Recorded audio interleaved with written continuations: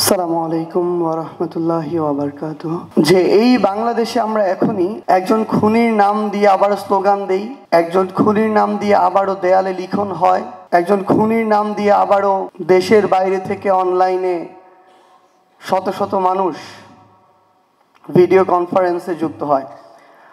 আমাদের অনেকে আমরা সিন্ডিকেট চালাচ্ছি, আমাদের অনেকে আমরা চাঁদাবাজি করছি, আমাদের অনেকেই নিজের ভালোর জন্য আরেকজনের ক্ষতি হোক কিংবা না হোক সেটা চিন্তা না করে নিজের ভালোর জন্য যেখানে প্রয়োজন সেখানে সুপারিশ নিয়ে এক ঘর থেকে আরেক ঘর, এক দরজা থেকে আরেক দরজায় দৌড়াচ্ছি। আমরা নিজেদের স্বার্থ নিয়ে এতটাই ব্যস্ত যে এখানে দেশের কি হলো, মানুষের কি হলো এগুলো চিন্তা করার আমাদের সময় নেই। যেই জায়গায় আমাদের যাওয়ার আমাদের মিনিমাম আমরা ডিজার্ভ করতাম, আমরা সেই জায়গায় যেতে পারিনি। গিয়েছে কোটায়, গোপালী কোটা, পরিবার কোটা, আত্মীয় স্বজন কোটা, তেলবাজি কোটা, লীগ কোটা, এরকম অসংখ্য কোটায় এই পুরো উত্তরবঙ্গ বলতে আমরা যা বুঝি পুরো উত্তরবঙ্গকে শোষণ করা হয়েছে।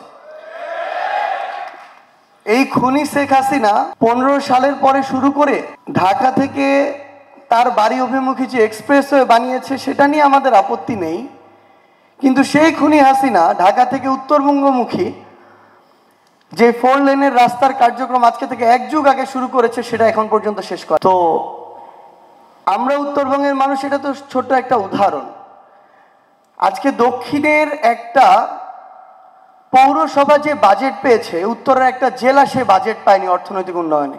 আজকে আপনার বিভিন্ন নামে একটা পরিবারের আত্মীয় স্বজন এবং এমনকি ওই পরিবারের শ্বশুর বাড়ির যত আত্মীয় স্বজন ছিল তাদের নামেও বাংলাদেশে অসংখ্য ইনস্টিটিউট হয়েছে। 3টা প্রতিষ্ঠিত বিশ্ববিদ্যালয় নেই পুরো উত্তরের জনপদে। পুরো উত্তরের জনপদে একটা মেডিকেল বিশ্ববিদ্যালয় নেই যেটার কারণে আপনার ঢাকা আসতে হবে না। পুরো উত্তরের জনপদে এখন পর্যন্ত এরকম একটা ইকোনমিক জোন করা হয়নি যেই জোনগুলো আসলে ওই নির্দিষ্ট একটা জেলাকে কেন্দ্র করে হয়েছে।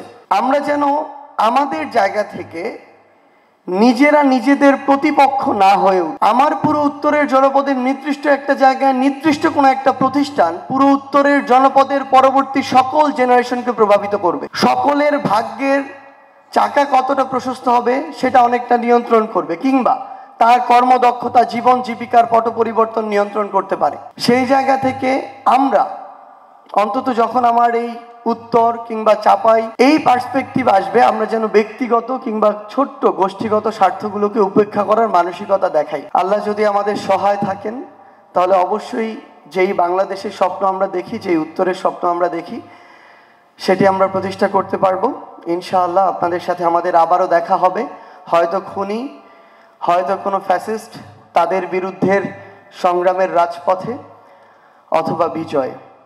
সবাই আমাদের জন্য দোয়া করবেন। আসসালামু আলাইকুম ওয়া রাহমাতুল্লাহ।